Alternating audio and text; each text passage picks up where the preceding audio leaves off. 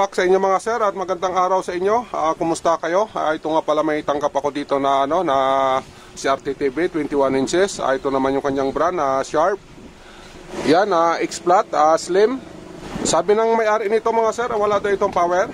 Ito bago natin ito buksan, plug-in ko lang. Ayan, naka-plug na yan. Dito tayo sa kanyang power switch.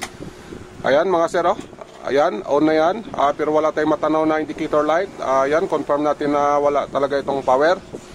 Ito mga sir, share ko lang naman sa inyo to kung ano ang naging problema ng unit na ito. Baka makatulong sa inyo. Ito unplug ko lang, buksan ko lang. Yan. Ito mga sir, nabuksan na natin yung unit. Ito yung kanyang driving board. Ito pag nagtanggal tayo nito, tanggalin natin yung kanyang degaussing ito. Yan tanggalin natin yan. Ito naman yung kanyang sound. Yan, tanggalin natin yan para mailabas natin yung kanyang pinaka driving board nito. Tsaka ito mga sir, may napansin ako dito, yung kanyang, yung saksakan nito. Ayan pinotol. Siguro napagkamalan na saksakan ng sira nito. Ito mga sir, bago natin ito umpisahan, ito, padaanan muna natin ng linis. Saglit lang.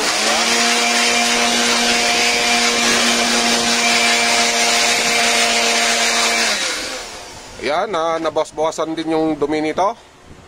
Dito tayo, baliktarin natin. Tingnan natin yung kanyang likuran. Ayan mga sir, yan yung kanyang yan. Ilang beses na ito na repair. Kita naman sa itsura niya halos nadaanan na ito ng soldering. Bago nga pala tayo mag voltage check, check muna natin ito kung may shorted. Lalong lalo na dito sa kanyang AC input, kung ang fuse nito buhay pa. Pagkatapos nito, pagbuo naman itong fuse nito, proceed tayo dito sa secondary. Ito, kuha akong multimeter. Ito yung ating multimeter gagamitin mga sir. Ito nga pala, nakaset na ito sa buzzer mode. Ayan, dito tayo sa kanyang fuse. Dito. Ayan mga sir, buo naman yung kanyang fuse. Try tayo dito sa kanyang secondary kung may short dito. Kasi pag halimbawa short dito, ayan ang dahilan na hindi makakapasok yung ating primary. Pero ito mga sir, bago natin ito sukatan, i-ano muna natin to, baka may karga. Ito, ilipat lang natin yung ating multimeter sa DC volt. Ayun mga sir, naka DC volt tayo. Sukatan natin dito, baka may karga pa ito kasi nasaksak natin kanina. Dito sa positive, negative ng capacitor na 160 volt. Ayan, walang reading. Ang ibig sabihin, ito, sukatan natin siya kung shorted dito. Yung ating multimeter nga pala, iset lang natin sa diode mode. Yan, naka-diode mode tayo. Dito tayo mga sir, sa kanyang 160 volt na kapasitor. Yan. Yan yung kanyang reverse, OL. Okay. Ito ay baliktarin natin yung panukat natin. Dito tayo sa kanyang forward. Ayun mga sir, may forward. Normal yung kanyang forward. Ulitin natin yung reverse. Ayan, OL pa rin. Ibig sabihin, walang shorted dito sa kanyang secondary. Ito mga sir, ay plug-in natin. Sukatan natin para ma-determine natin kung ano ang problema. Dito sa primary area, malamang dito ang problema. Try natin dito kung ano ang problema dito. Plug-in muna natin. Ito mga sir, naka-plug na. Dito tayo sa kanyang switch. Ayan, naka-on na pala ito. Ito, sukatan natin yung kanyang AC input. Yung ating multimeter, lipat lang natin dito sa AC mode. Ayan, naka-AC na tayo mga sir. Dito tayo sa kanyang input ng 220 volts. AC line, ayan, yung AC line natin, pumasok naman, 226 volt. Dito tayo sa kanyang 400 volts na kapasitor. Yung ating multimeter, lipat lang natin dito sa sa DC mode. Ayan, naka-DC mode na tayo. Dito tayo sa kanyang main supply. Positive, negative. Ayun mga sir, may reading tayo na 311 volts. Ibig sabihin okay din yung AC line natin at okay din naman itong dito sa DC natin. Yan sa DC volt.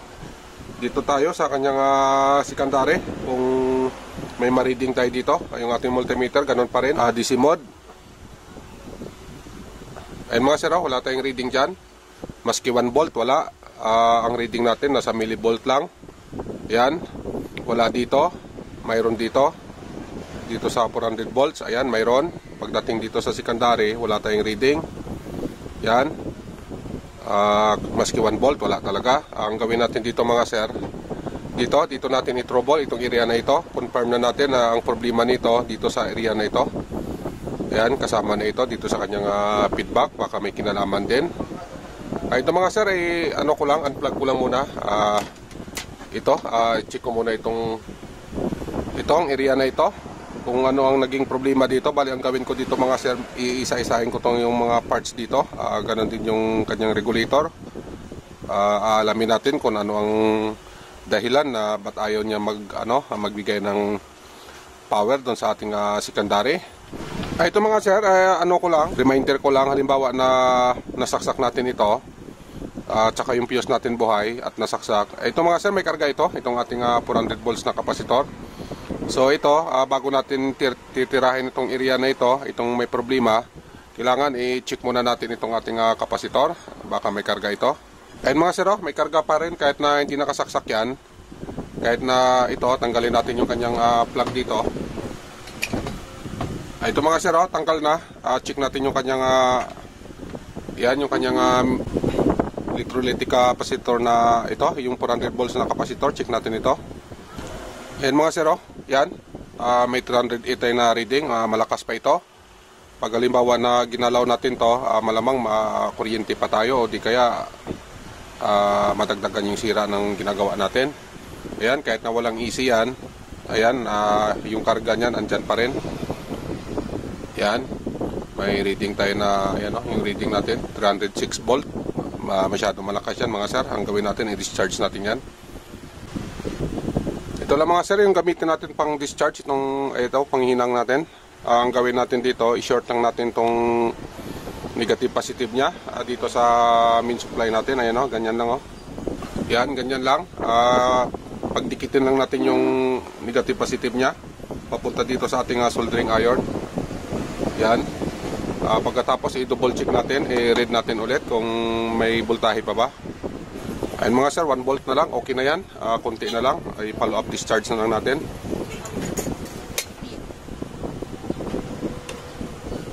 Ayan, ganun lang mga sir, yan, ganyan lang. Ayun mga sir, okay na. Maski 1 volt, wala na tayong reading kasi ang lumalabas sa tester natin, naka millivolt na tayo. Ayan, wala na yan. Okay, safe na tayo niyan. Kahit hawakan natin yan. Ayan, wala na. Bago tayo mag-proceed dito sa kanyang dito na area, sa pag-trouble, para safe na tayo. Ito mga sir, tinanggal ko muna yung kanyang regulator para makapag-isa-isa tayo dito sa kanyang mga parts na yan. Ito yung kanyang regulator, dito galing yan. Ayan, inalis ko muna.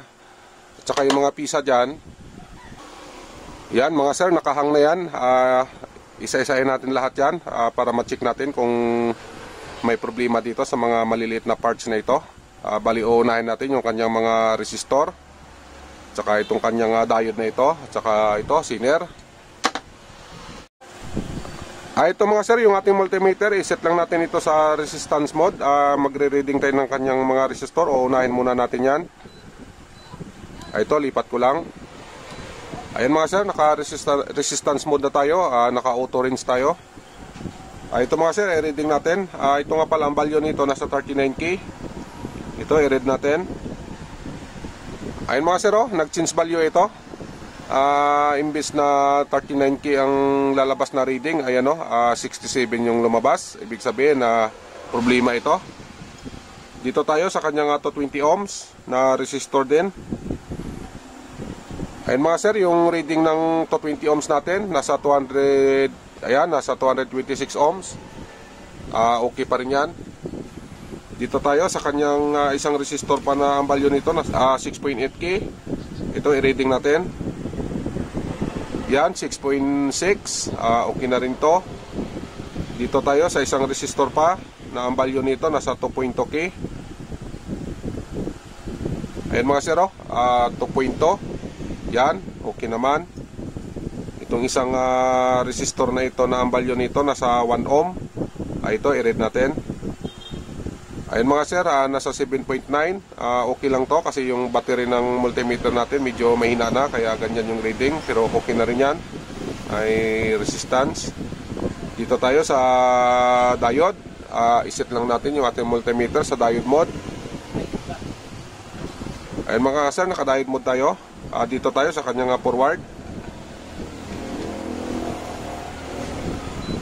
Yan mga sir, yung kanyang forward. Okay naman. Reverse natin. Ayan, OL, walang reverse. Ibig sabihin, okay ito. Dito tayo sa kanyang senior diode. Ito. Unahin natin yung kanyang forward.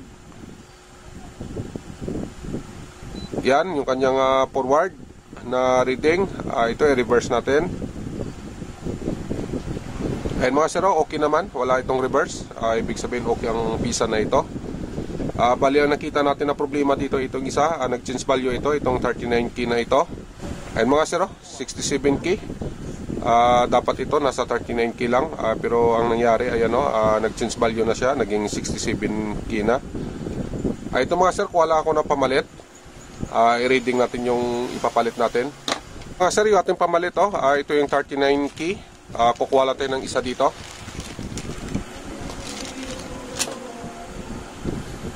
Ayan, ito mga sir yung ating ipapalit. Bago natin ilagay ito ay reading natin, kumpara natin dun sa kanya. Ito mga sir, reading natin ito. Ayan mga sir, yung reading nasa 38.2. Yan, okay na ito. Ito yung ipapalit natin. Ito naman yung reading ng sa kanya na resistor, yung papalitan natin. Yan, nasa 66.8. Ito mga sir, palitan natin ito. Pagkatapos ibabalik natin itong mga parts na nakahang na yan. Ibabalik natin yung yung kanyang regulator. Try natin kung mag-okay na o hindi pa. Pag hindi nag-okay ito, magpapalit tayo ng regulator. Try natin itong mag-actual tayo ng regulator. Ito na mga sir, yung resistor na pinalitan natin. Ito, napalitan natin. Tapos tinisting ko ito, hindi pa rin ito gumana. Kaya ang ginawa ko na lang dito mga sir, dito nag-isa-isa ako dito sa ating feedback section na ito.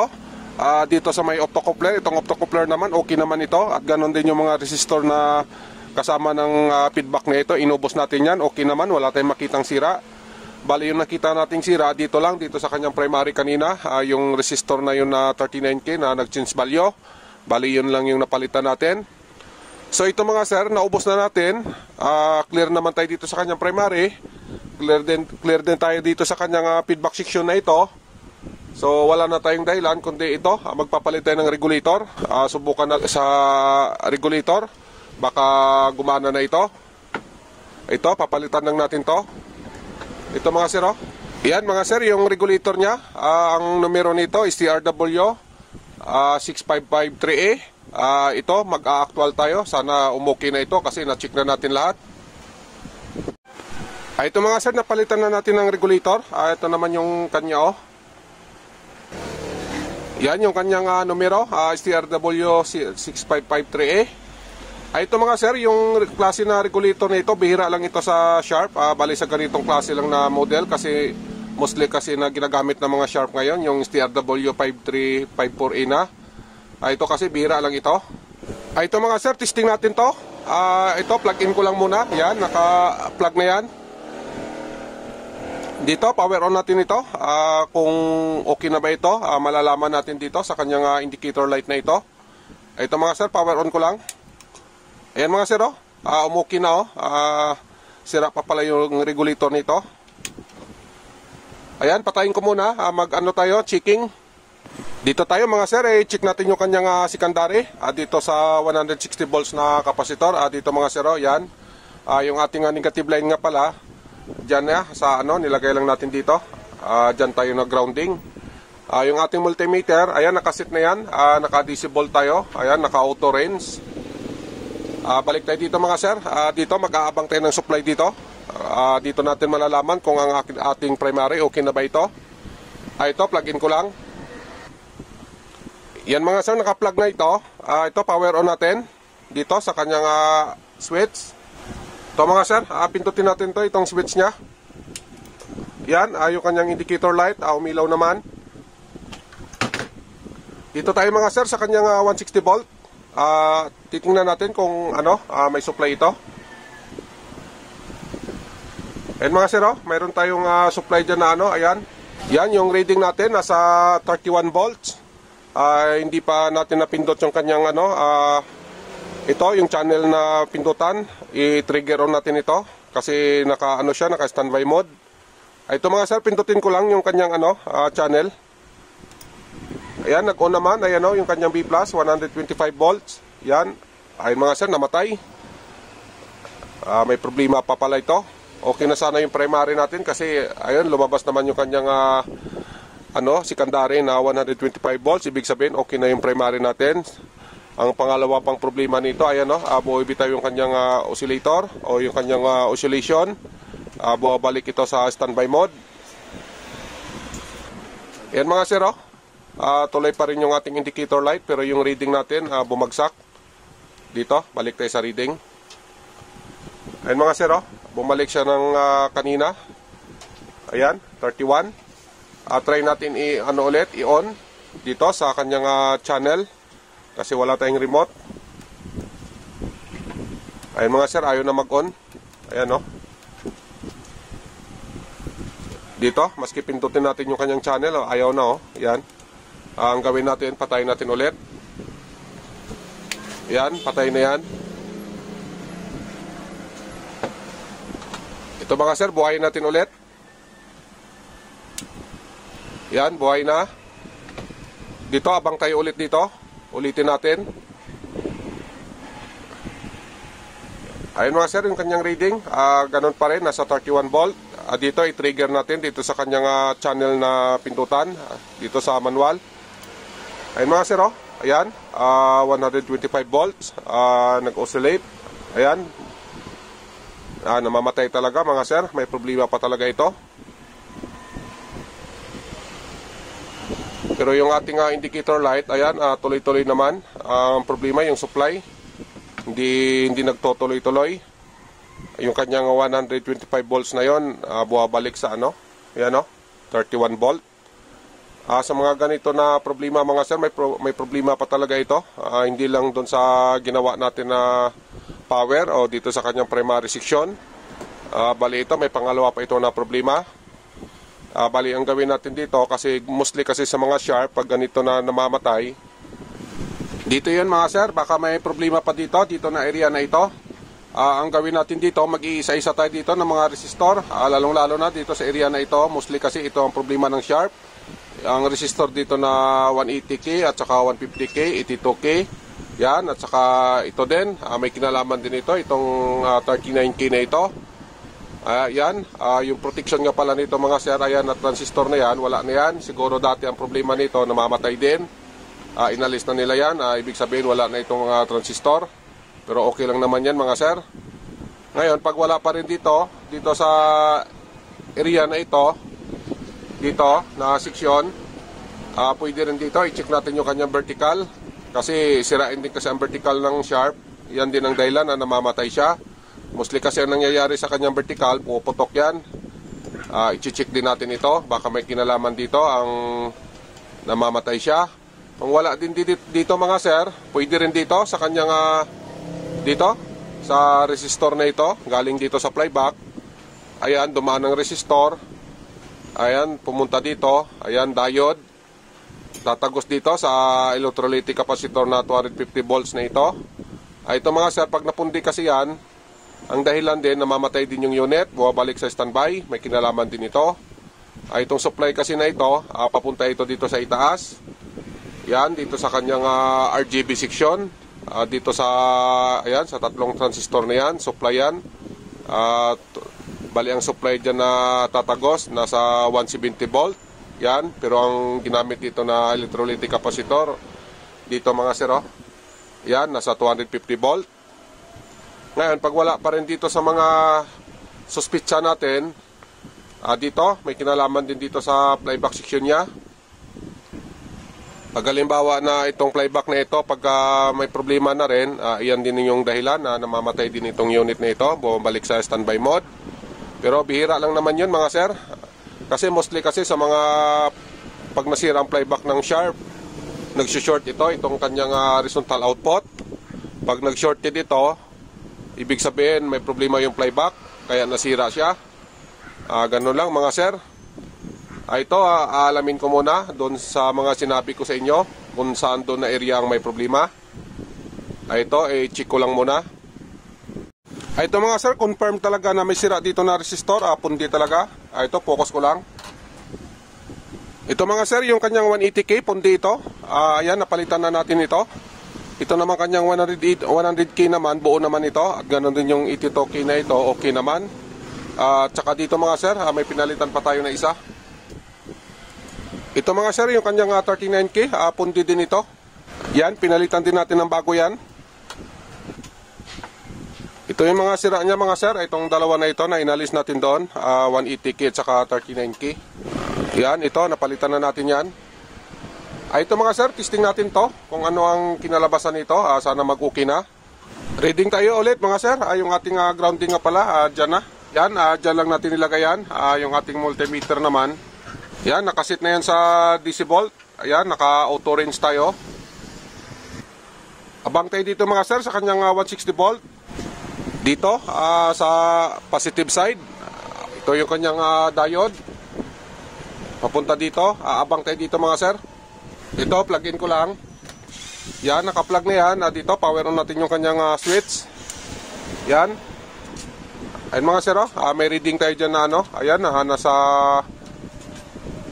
ayan, 32, 31. Yan. Ito mga sir, pindutin ko yung kanyang ano, channel. I-on natin para yan, naka-on na yan. Yan, 125 volts. Ayun mga sir, nagtuloy-tuloy na hindi na siya namatay. Yan, yung ating reading. Kanina kasi buhay bitaw yan, buwabalik sa 31 volt. Ayun mga sir, yung ating monitor. Ayan doon sa salamin natin. Ito. Ayan mga sir, umandar na Kaya lang, parang hindi naman buo yung picture nito. Yan, kung nakikita nyo mga sir, ayan ito, iharap ko lang muna para makita nyo. Ito mga sir, balik ko lang yung sound nya. Ito, lagyan natin ito ng cable. Testing natin para makita pa natin kung ano pa talaga yung gagawin natin dito. Yan, balik ko lang muna yung mga inalis natin dito. Yan, ganyan. Pagkatapos, lagyan natin ito ng cable. Yan, dito mga sir, yan.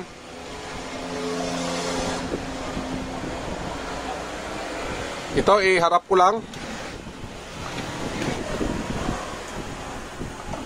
Ayan mga sir, okay na ito. I-plug in ko na. Ayan, naka-plug na yan. Yung kanyang indicator light, ayun na. Ayun na mga sir, ito, pindutin natin yung kanyang channel para mag-power on ito. Kasi naka-standby mode pa lang. Ayan, napindot ko na. Antayin natin. Ayan, wala pa rin. Ayun mga sir, may tao naman. Ayan Yan, ayan yung kanyang kinalabasan. Ayun mga sir, Ito, yung sound, subukan natin kung may sound ito. Yan mga sir, walang sound. Yan, wala pa ring sound, At saka yung kanyang picture, ayan, hindi buo. Ayan, maliit yung bandang itaas dito. Ayan, dito, ganyan. Ganun yung itsura niya. Ito mga sir, bali may problema pa talaga. Nag-umpisa tayo sa power, tapos doon sa namamatay. Ito naman yung pangatlong gagawin natin. Ayan Yan. At saka, ayan kung napapansin nyo, wala pang sound. Bali ang gawin natin dito mga sir, unahin muna natin itong kanyang picture. Ayan Yan, ang duda ko dito, may kinalaman ito sa yoke. Doon sa kanyang horizontal section. Ito mga sir, kuha ako ng pamalit. May mga sira tayo na TV doon na pwede pa makahuyan. Kukuha tayo doon. Ito, i-pause ko lang muna to. Patayin ko lang muna. Mag-actual tayo ng yoke. Ito mga sir, may nakuha tayo na pamalit. Ito ipapalit natin. Galing din ito sa kaparehas niya rin na slim fit. Ito, alisin natin yung kanya. Subukan natin. Baka may kinalaman sa yoke. Sa kanyang horizontal section, bali sa dito mga sir, dito baka may putol sa dito sa kanyang horizontal. Ito yung horizontal niya. Ito naman yung kanyang vertical, itong dalawa na ito. Ito, tanggalin natin to. Yan, ito mga sir, hilain lang niyo to. Ganyan. Pagkatapos luwagan lang itong ito.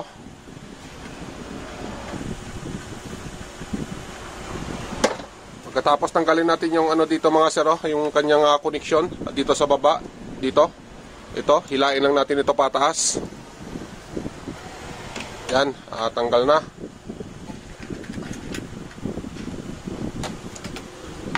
Ito mga sir, yan yung kanyang itsura. Yan, marumi na pala ito.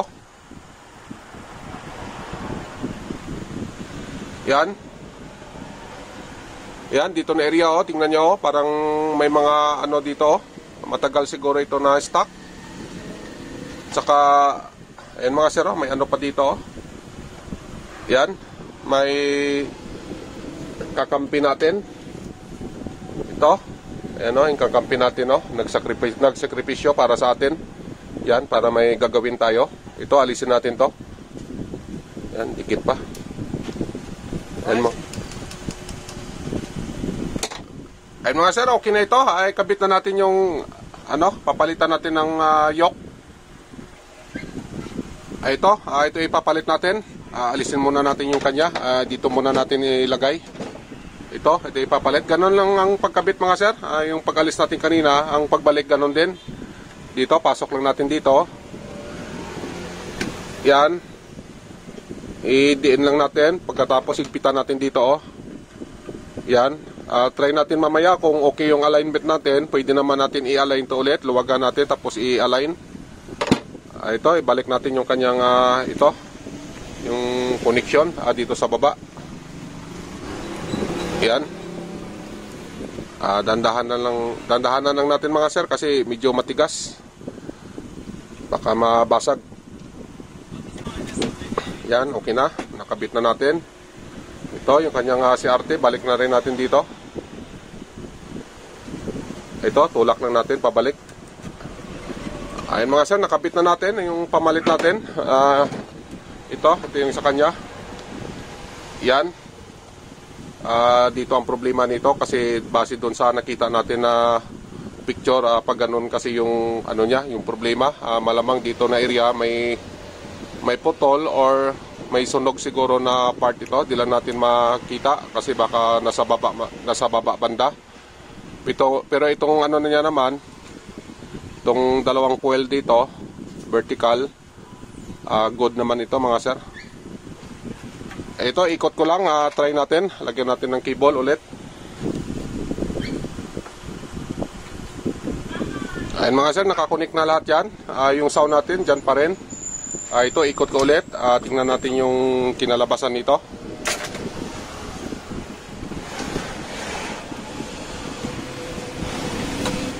Ayan, okay na ito. Plug-in ko na mga sir. Sana buo na yung kanyang picture. Yan, yung kanyang indicator light. Power on natin dito sa pindutan. Maski saan lang dito. Ayan, napindot na natin.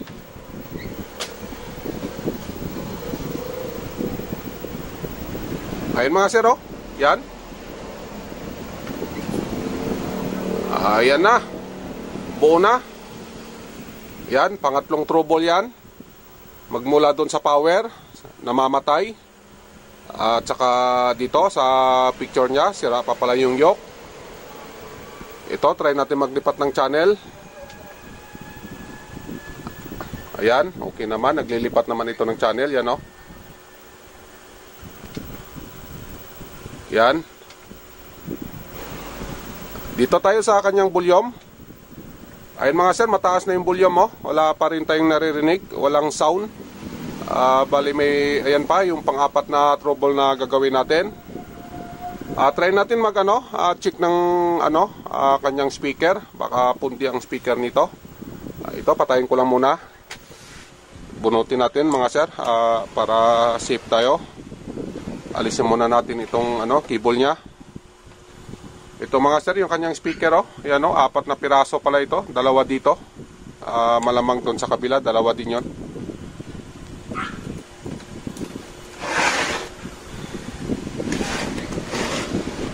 Yan mga sir, tigdadalawa ang speaker. Yan, dalawa dito. Ganon din doon sa kabila, dalawa din. Ang gawin natin dito, ito, alisin natin yung speaker terminal nya. Ito mga sir, bunutin natin to. Ayan, tanggal na ito. I-read natin yung kanyang speaker. Ito, yung ating multimeter. On lang natin ito. Yan, lagay natin maski sa ano lang, buzzer mode. Ito mga sir, naka-buzzer mode tayo. Yan, ito, reading natin. Ito mga sir, naka-parallel naman ito. Yan, naka-parallel. Ayan mga sir, walang reading oh. Yung multimeter natin, di man lang nag-buzzer. Ayan oh. Yan, wala. Wala, pundi ito, itong dalawa na ito. Yan. Dito tayo sa kabila.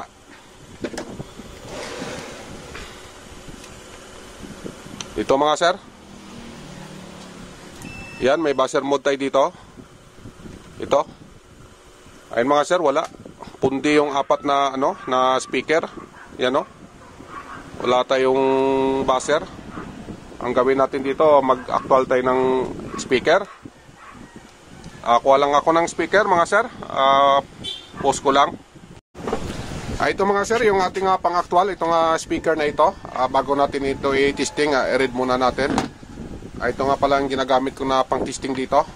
Yung ating multimeter, ayan, nakasit na yan sa buzzer mode. Buzzer mode lang tayo. Dito.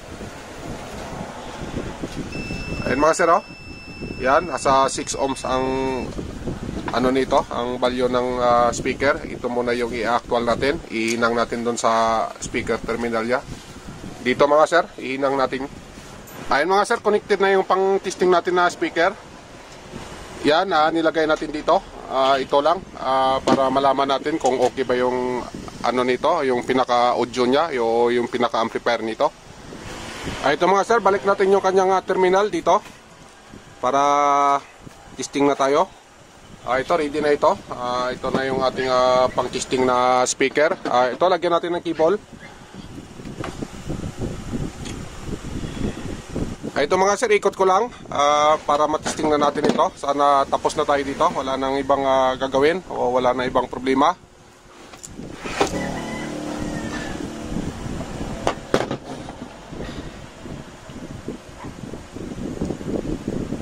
Ito mga sir, plug-in ko na. Dito, power on natin to. Yan, yung ating indicator light dito sa kanyang channel. Ayun mga sir, napindot na natin. Ayan na, may sound na. Hinaan lang natin. Ayun na mga sir, okay naman yung kanyang ano, audio. Yung audio niya doon mismo sa board. Bali ang sira lang talaga yung kanyang speaker. Ayan, okay na yung kanyang picture din. Ayun mga sir oh. Yan, lipat natin ng channel.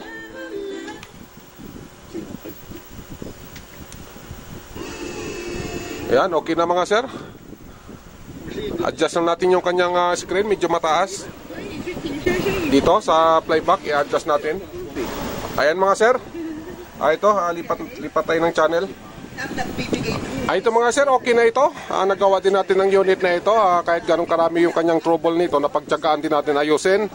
Magmula doon sa kanyang power, sira yung kanyang regulator, resistor. Ganun, at saka namamatay siya kanina. Sira pa yung dalawang resistor niya, yung 180K at saka isang 39K. At saka doon sa kanyang picture naman, sira din yung kanyang yoke. At sa kanyang sound, sira din yung speaker, yung lahat ng speaker, yung 4 na piraso, sira lahat. Ito na yung kinalabasan niya ngayon. Okay na. Bali ito mga sir, final test na tayo kasi nakakahiya sa inyo. Mas sobrang haba na yung video natin. Ito naman kasi napakaraming sira nito. Ito nga pala ang gawin ko dito. Maghanap na lang ako ng speaker na ipapalit natin dito sa kanya kasi ito pang testing lang naman to. Hindi natin pwede ikakabit to. Yan. At ito mga sir, i-align pa natin to. Itong kanyang vertical size na ito. Doon lang sa yoke ito. Ayan o, kung napapansin nyo, hindi ito pantay. Mas makapal dito. Dito hindi masyado makapal. Ang gawin doon ay iikot lang natin yung yoke na pinalit natin kanina. Doon lang yung kanyang alignment. Ito mga sir, hanggang dito lang tayo. Maraming salamat nga pala sa pagtsatsaga nyo, sa oras nyo. Sana makatulong ito sa inyo, itong pag-share na ito. Kung nakabinipit kayo mga sir, pahingi na lang dyan ng like at saka subscribe. Tuloy-tuloy lang tayo sa pag-share sa mga ganito na gawain. Pagbibigay kaalaman sa mga mahilig din magkulikot o may balak na magkulikot na kagaya nito. Ayan, maraming salamat sa inyo. God bless. Mag-iingat na lang kayo lagi. Bye-bye.